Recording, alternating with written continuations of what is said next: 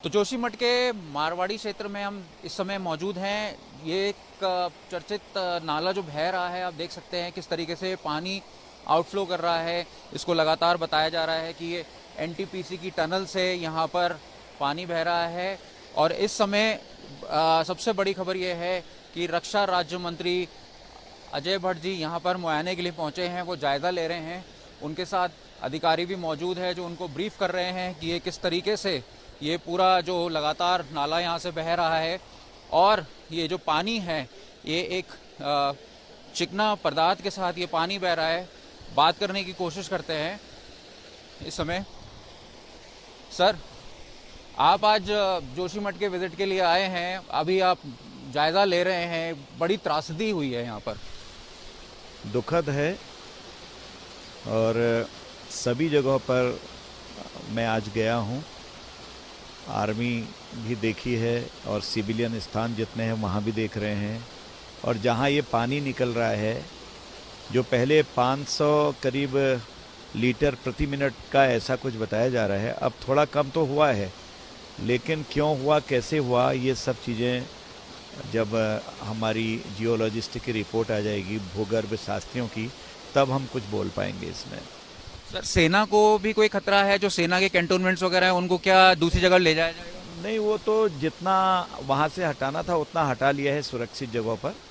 29 जगहों पर थोड़ी बहुत परेशानी आई थी और वो सुरक्षित हैं। और सेना करीब 10 या 11 दस्ते बनाए हैं। अगर सिविलियन में जहाँ पर भी कोई संकट आता है वहाँ के लिए सेना तैयार है। और सबसे बड़ी बात यह है कि यहाँ की जो ब्रिगेड है, जो 5 ब्रिगेड बनी थी 1905 में, भारत की सबसे बड़ी, अंग्रेजों ने अलग अलग कराई थी, सिविलियन और आर्मी, उसमें से एक यहाँ पर है, इसलिए हर मामले में सक्षम है।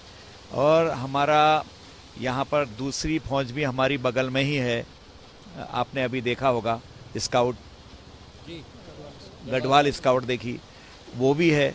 और जितने इर्द गिर्द है वो भी सतर्क हैं। और आईटीबीपी हमारे पास तैयार है, उसकी बटालियन हर जगह तैयार हैं। एनडीआरएफ, एसडीआरएफ, डिस्ट्रिक्ट एडमिनिस्ट्रेशन, हमारे डीएम, एसएसपी, हमारे सीनियर ऑफिसर्स, आईएएस जो जानकार हैं आपदा के, वो यहाँ कैंप कर रहे हैं। इसलिए पहली हमारी प्राथमिकताएं जो हैं, वो पहली प्राथमिकता है कि जान माल की सुरक्षा करना।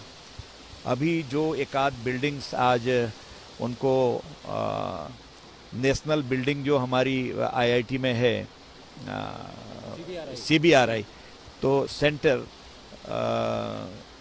बिल्डिंग रिसर्च इंस्टीट्यूट रुड़की का जो है हमारा, तो वो लोग उनकी बिल्डिंग रिसर्च इंस्टीट्यूट रुड़की का जो है हमारा, तो वो लोग उनकी देखरेख में उनको हटा रहे हैं। जो टिल्ट हो गई थी, बिल्कुल जो एकदम झुक गई थी, उससे और भी खतरा हो सकता आने जाने में, इसलिए उनको हटा रहे हैं।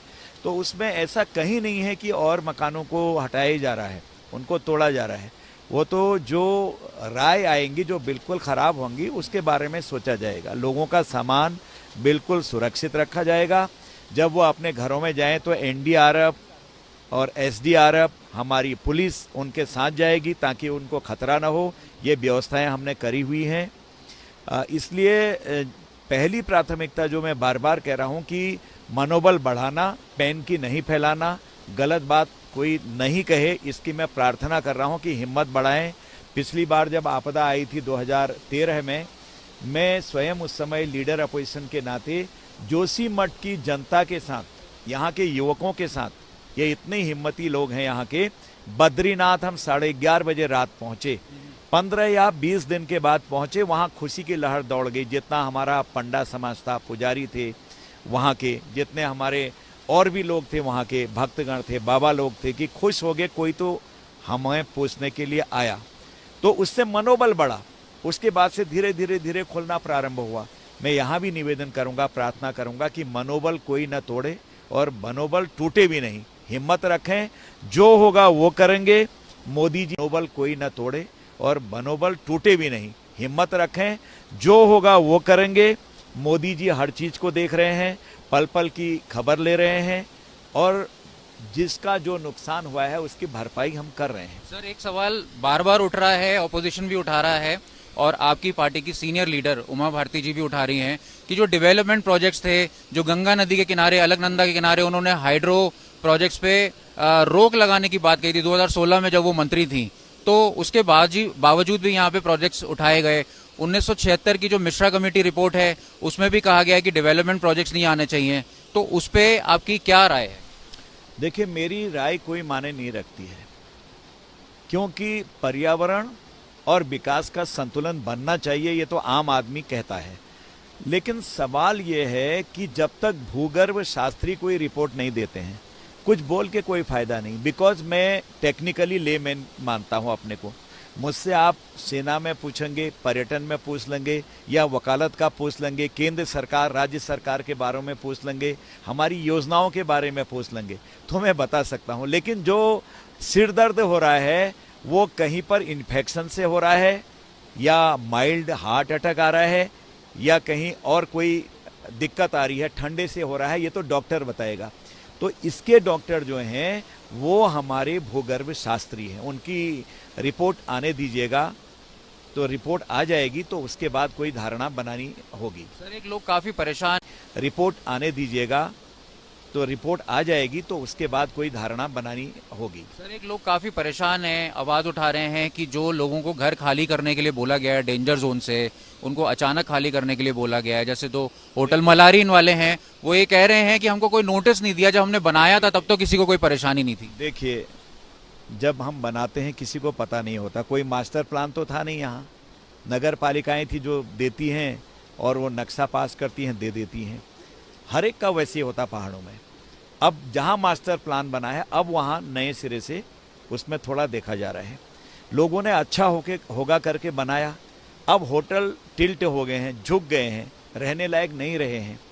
कल को और खतरा हो सकता है, कोई जाएगा तब भी वो हिल के नीचे आ सकते हैं अंदर, और खुद मकान मालिकों को भी उसको छोड़ना ही पड़ेगा, क्योंकि घूम गए, ऐसे आपने भी देखा होगा।